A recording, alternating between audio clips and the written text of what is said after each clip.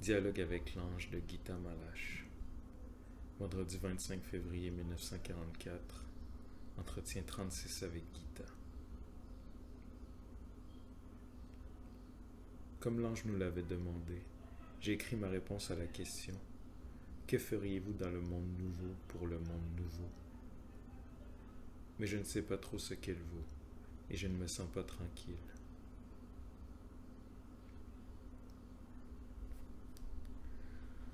Les anciens peuples agriculteurs et bergers offraient à leur Dieu le blé le plus beau, le fruit le plus parfait, le bétail le plus sain. Ils ont offert le premier fruit de leur effort.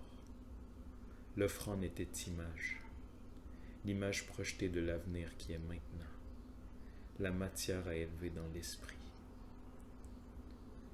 Ils n'ont reçu la pluie que lorsqu'ils ont fait des offrandes. L'eau en ce temps-là était encore en haut. C'était le don le plus désiré. Sont venus d'autres temps, est venu le savoir. La plus belle pomme, le plus beau fruit, le plus beau blé, c'est l'homme qui les mange maintenant.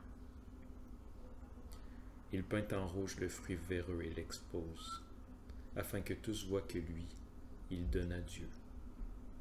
Mais le petit ver, enfant de Dieu, dans la pomme abîmée, perce la couche peinte et rend visible la supercherie. La pierre, le vent, l'eau, le feu, la plante, l'animal, tous accusent l'homme, car il peint la terre en rouge, et c'est du sang.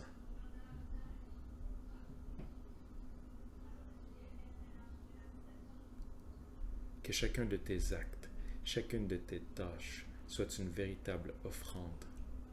Seul le plus beau, le plus parfait de ce que tu es capable de créer est digne d'être déposé à ses pieds. A-t-il besoin de pommes, de blé? Sa loi est la plénitude. Apporte-moi le premier fruit de ton travail, je l'apporterai chez lui. Ainsi, tu recevras sa bénédiction pour une nouvelle semence. Plus de pluie, mais une nouvelle tâche. Demande.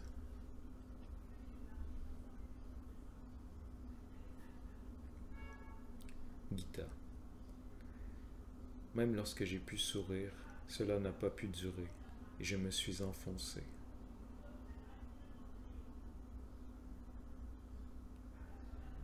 Pierre marchait sur l'eau, c'est ma réponse. Lorsqu'il n'a plus eu confiance en lui, il s'est enfoncé. Si tu crois en toi-même, c'est en lui que tu crois. Ne t'égare donc pas. Il n'y a pas de deux. Il n'y a pas de deux. Il n'y a que l'un. La foi n'a pas de direction, ni haut ni bas.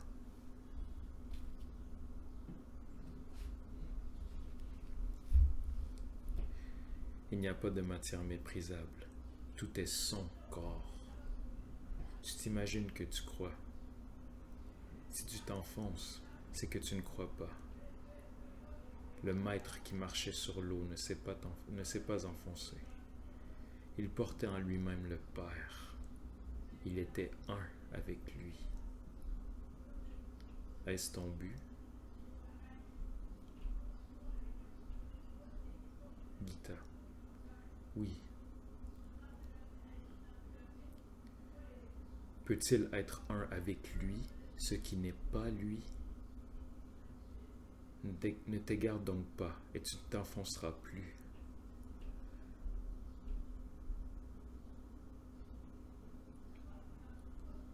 Je t'enseigne. De n'importe qui, de n'importe où, vient le signal d'un manque, la critique. Ce n'est pas une image de ce dont tu es incapable, mais une image de ce dont tu es capable. Que chaque critique t'élève, car tes possibilités s'élargissent avec elle. Chaque objet, chaque être autour de toi te sollicite. On te demande seulement ce que tu es capable de donner. Qui demande à l'impuissant, au misérable? Cueille-t-on des figues sur le chardon? Mais on secoue le figuier, parce qu'on attend de lui des fruits. Porte des fruits. Ne crains pas d'être secoué. On ne secoue pas le chardon.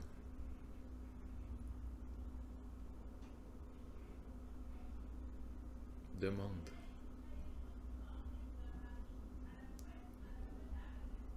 Gita. Comment pourrais-je atteindre le plus haut degré de mon propre feu? Si tu le mets à l'épreuve, tu n'as pas de feu propre. Il n'y a qu'un feu. Ce que tu mérites est tien.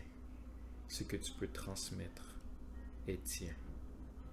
Plus le cercle est proche de lui, plus il y peut descendre de feu. Et pour toi naît un nouveau moi. Tu n'as rien en propre. Tu n'es rien et tu es tout. Tu peux choisir. À la source de tout feu. Prière silencieuse.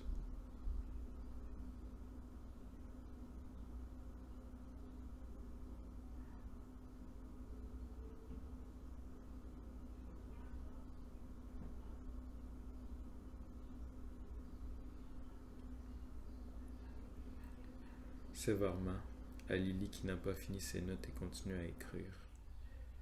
La prière n'est pas le moment d'écrire.